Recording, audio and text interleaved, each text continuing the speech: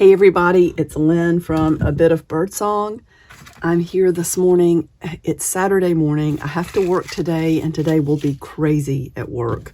Saturdays are always busy anyway, but we have some additional things going on at our store and in the surrounding area, so it's gonna be wild.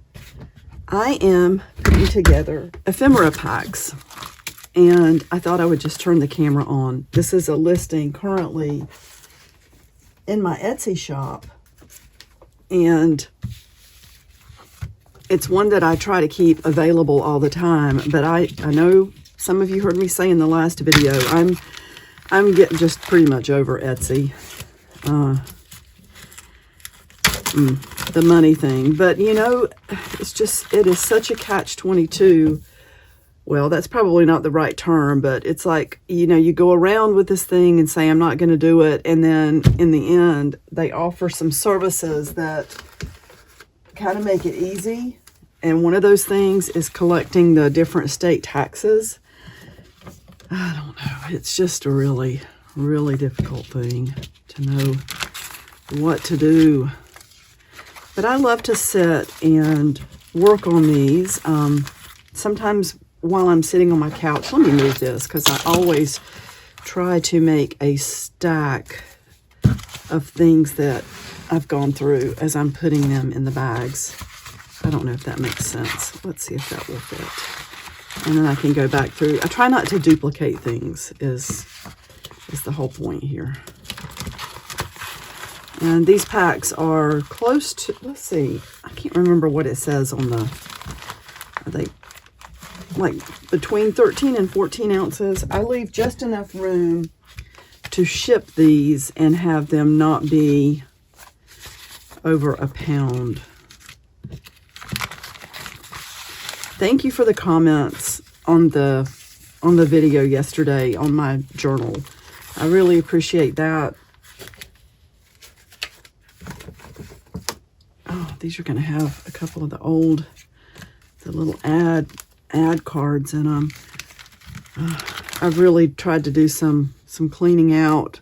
Oh, and someone left a comment, and I really appreciate it. And it makes me, I haven't done one of my videos in a long time called From the Ground Up.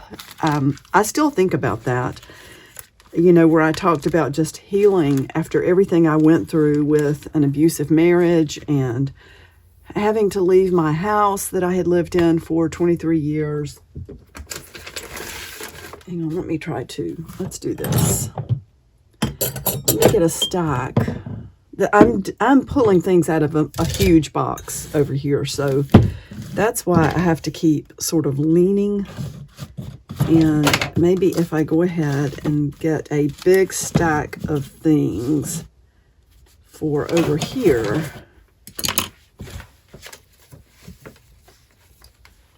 I won't be going in and out so much.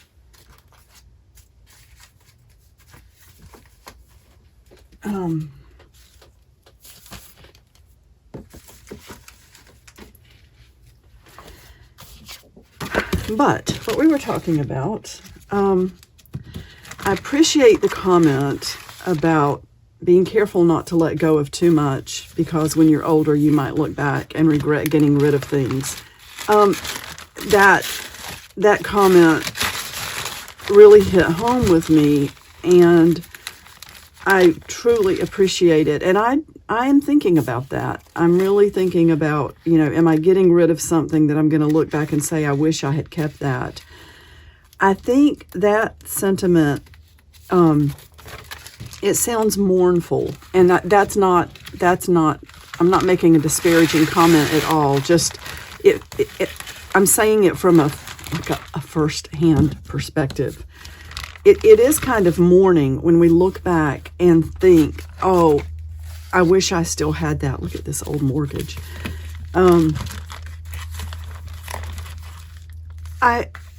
If it's possible, I believe I've already been through that.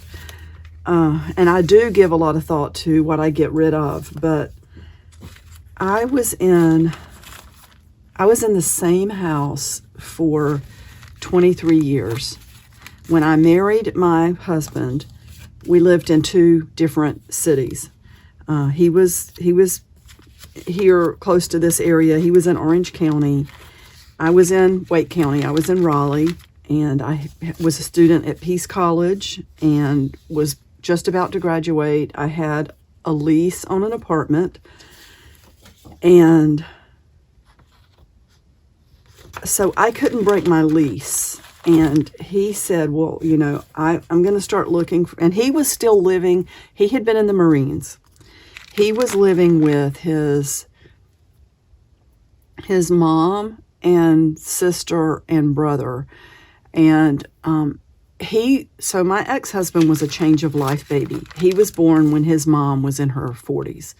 So he was the baby. These 3 individuals were much older, and the mother had to live with someone to be taken care of. I mean, she was active as far as like getting outside and walking. It can sound like such a strange family arrangement, like why is everybody still at home? But, you know, there are reasons why people do things.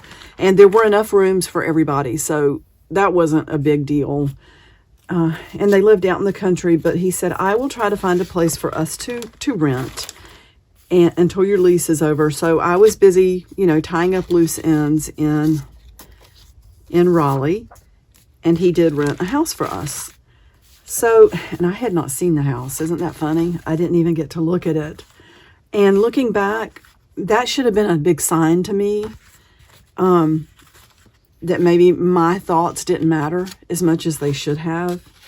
And when he described the house to me, he described it a little differently than what it was. I ended up falling in love with the house, but the house had some definite flaws that made our marriage really tough for the first 10 years.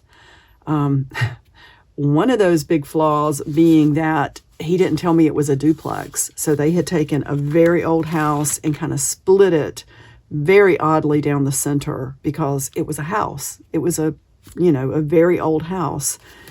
So we had to be careful. And I got pregnant on our honeymoon. So like we were already married. We were married. And how did this go? I graduated from college before we got married, and I still had the lease on the apartment. I still had a job in Raleigh.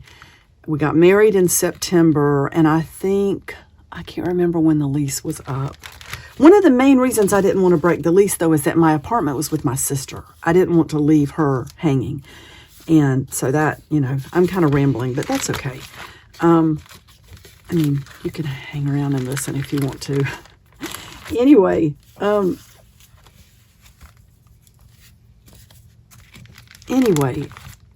am I saying here? So I should have known. That should have really bothered me. And it did, but I didn't say anything. When I got to this place and we pulled up for the first time as a couple, and there was someone sitting on the front porch, and I said, who is that? He said, well, there are other people living here. And I was just speechless. Now, we didn't have to see each other all the time. They had put 2 front doors on the house, and there were 2 back doors on the house. But I didn't like it. I did not like it at all. This is going to blow some minds. I know that. I ended up having 4 children in 10 years. For the first 14 years of my marriage, I did not have a clothes dryer. And for the first 10 years of my marriage, I did not have a dishwasher. Now, I fell in love with that old house, and it meant the world to me. So eventually, and here's what happened. I decided, I couldn't take it anymore. We had lived with this same couple on the other side of the wall for 10 or 11 years because my last child, my daughter, was on the way. And I couldn't take it anymore. I just could not take it anymore.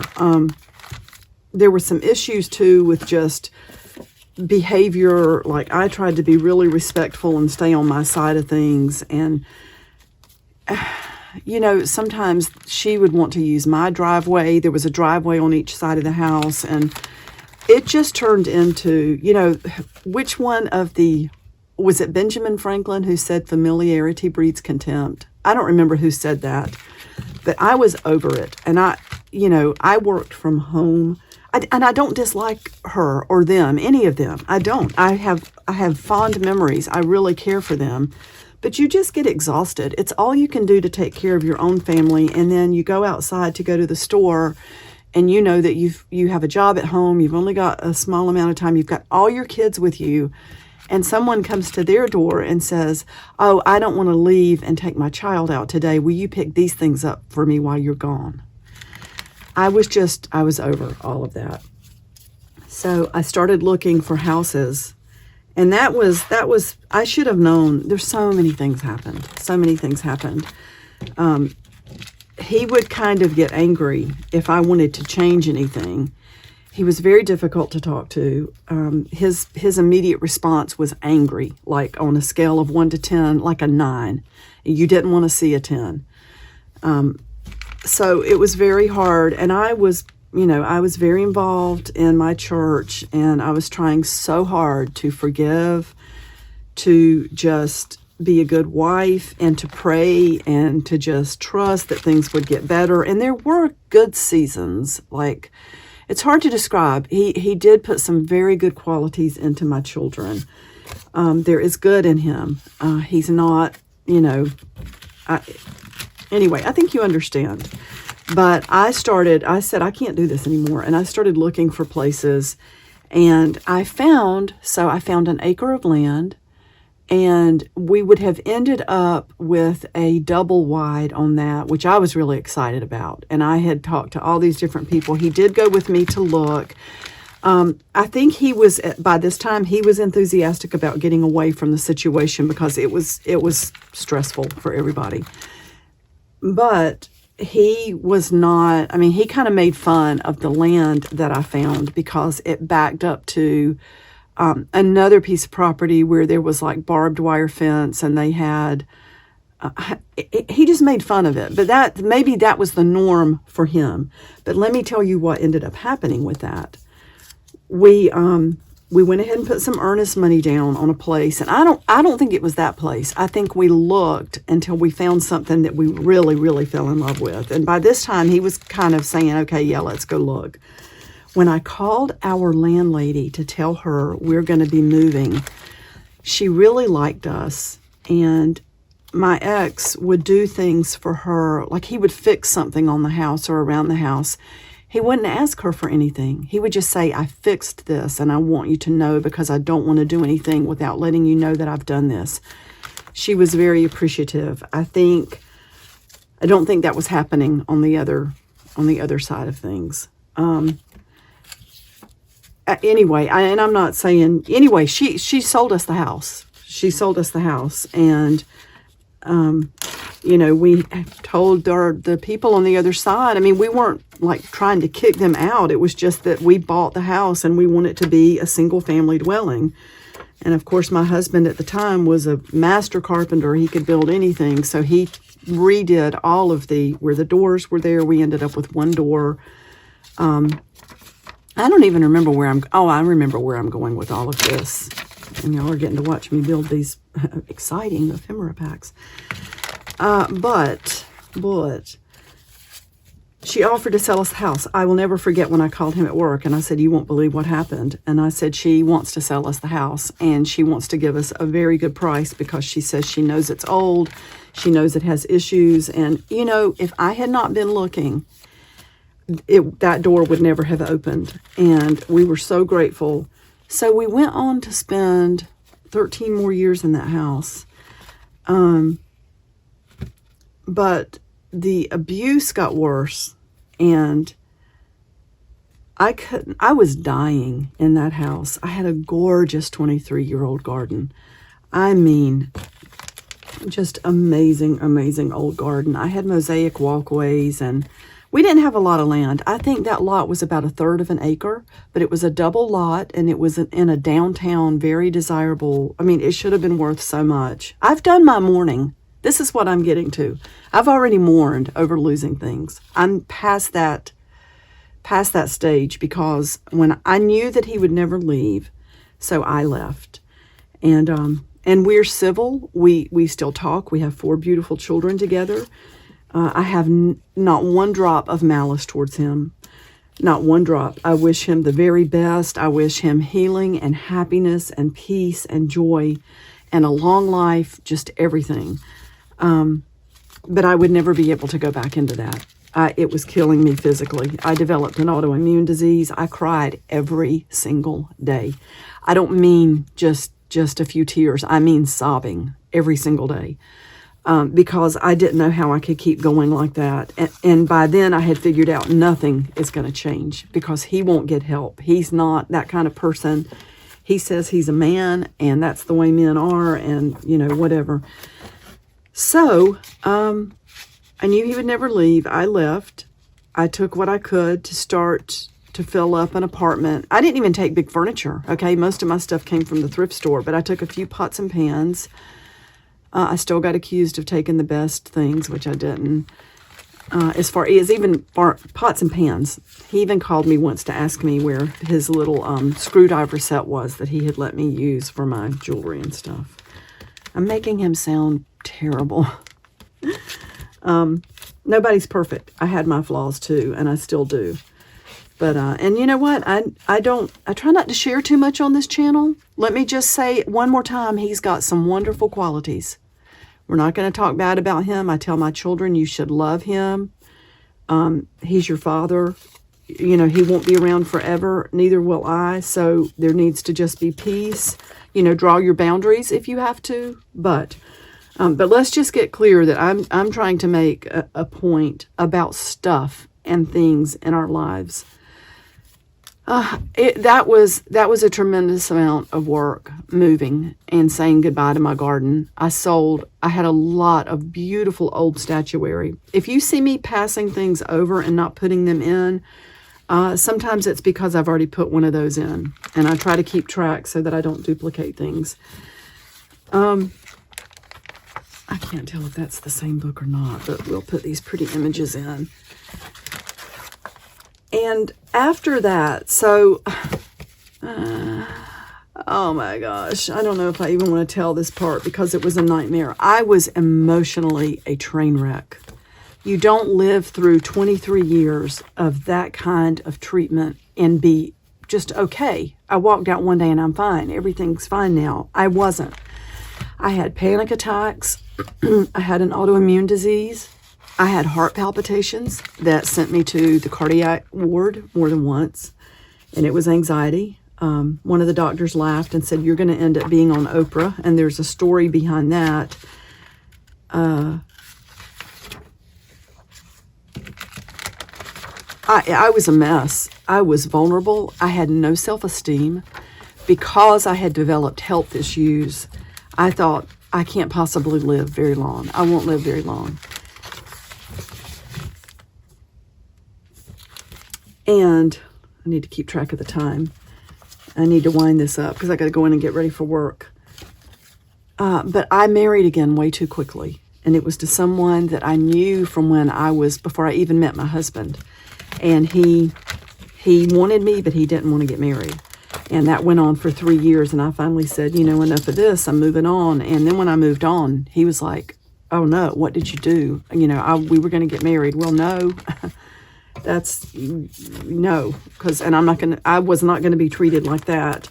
It was different once I married somebody, and I did not see,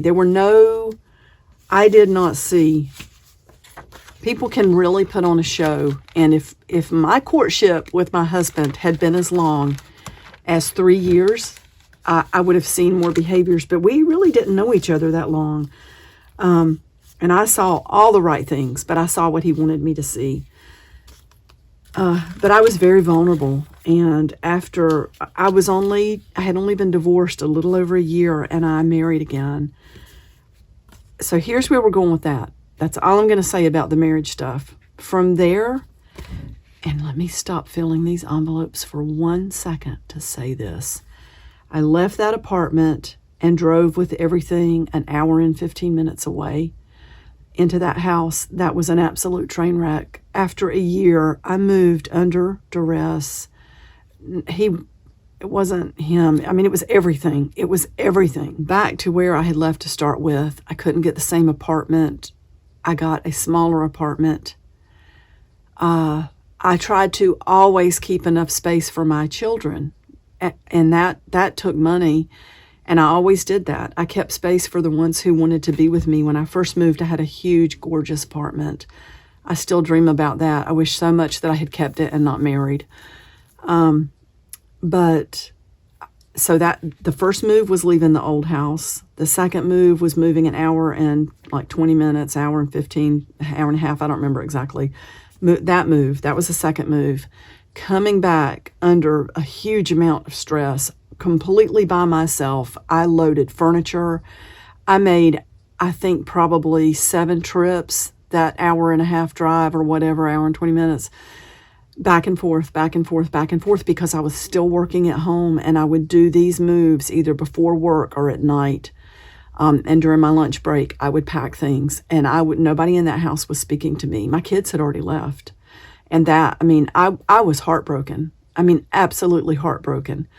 And I thought, anyway, so that was the third move. By this time, the 2 youngest had been with me. My son had moved in with a roommate, and he was grown. Like, by this time, he graduated from high school. So the baby, my daughter, was the only one who was still underage. And thank goodness I had gotten them all old enough that, and that's another thing. They saw everything that went on. Like, they knew what I had dealt with all those years. So that was the third move. But when my son wanted to come back, I upgraded to a bigger apartment. That was the fourth move. And now I'm living with Jason. That's the fifth move. Yeah, I think it was 5 massive moves. Also, all in the middle of that, I had my retail store that I opened after I came back, to this area. And, that was a dream come true. There's not really anything, any loss associated with that. That feels more like an accomplishment. But the shopping center kept going under contract. It was another very old, oh my gosh, the beautiful antique stores they had. It was just a beautiful old shopping, it was run down, but they had a lot of really pretty stores. I don't remember where the first postcard went with these. So I think we've been through a lot of these things. But every move, you lose things. Every move, you have to get rid of things. After I left my old house, where so many things were that I had loved, I had been gone for 7 years from that house. My ex let it fall into such disrepair. There were leaks that he did not fix, so water was running in. It didn't look to me like anybody cleaned. I'm